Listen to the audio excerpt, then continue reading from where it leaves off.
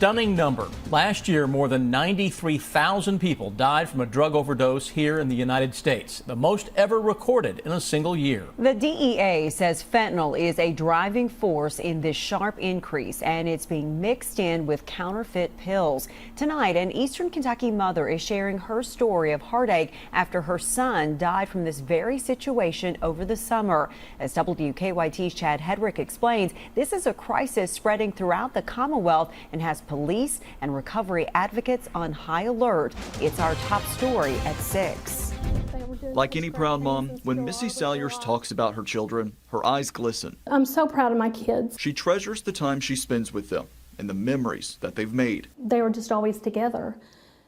Always together. But when Missy talks about her son, Clay Goebel, her eyes tear up for more heartbreaking reasons. It's a phone call that you never think as a parent, or you hope you'll never get. On July 19th, Clay died from an overdose. Clay had been here in Ashland the weekend prior to this happening and had purchased, for whatever reason, a pill from a person here, and it was laced with fentanyl. The DEA says just 2 milligrams of fentanyl can be lethal. Missy believes her son had no idea it was mixed with what he took when he was likely trying to find relief for migraines. He died immediately. He had just thrown his sheets in the washer to wash them and went back to lay on his bed and had his cell phone in his hand and actually texted the person who he had bought this from and said, "What did you give me? Something doesn't feel right." And that was the last text that anybody got from him. A counterfeit pill marketed as a legitimate prescription pill and killing unsuspected users. Now, this goes beyond an Eastern Kentucky issue. Georgetown police say the same thing is happening here in this community, and it's likely happening in yours. If you buy, say, a Xanax or a hydrocodone on the street, the chances are now it has fentanyl in it.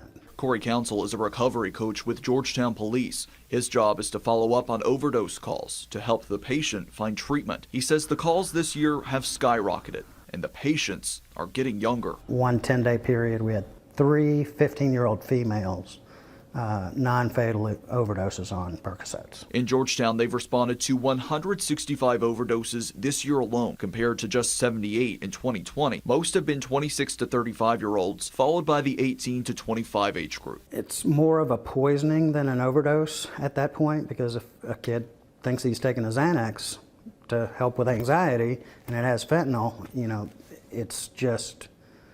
it's deadly. The DEA says these fake pills are being made to look like Percocet, Xanax, Adderall, and other medications. In August and September, agents across the country seized 1.8 million fentanyl-laced pills, enough to kill 700,000 Americans. There's no rhyme or reason to how they're putting the pills together, and so it's just like Russian roulette with pills. I always kind of felt that I was educated as far as drugs and what was out there and what to watch for. And this has made me realize how little, that I did know. In August, the DEA launched a national campaign called One Pill Can Kill to address the increase in availability of fentanyl-laced fake pills, calling it a public health threat.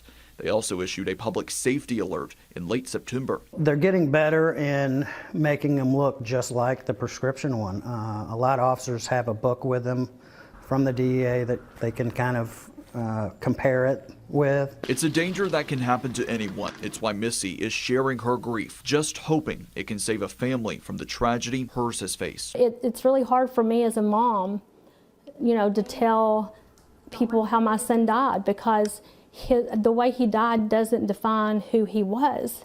But if it saves a kid, I have to do that. And while Missy is focused on raising awareness about this deadly trend, she's also turning her attention to getting justice for Clay. I think that it's very foolish for a drug dealer to underestimate the love that a mother has for their child, and that she'll stop at nothing to get justice. While she waits for justice, this is where Missy goes to spend time with her son, grieving a life that she says was not finished living. It's hard because I'm the mom of 4, not the mom of 3. In Ashland, Chad Hedrick, WKYT.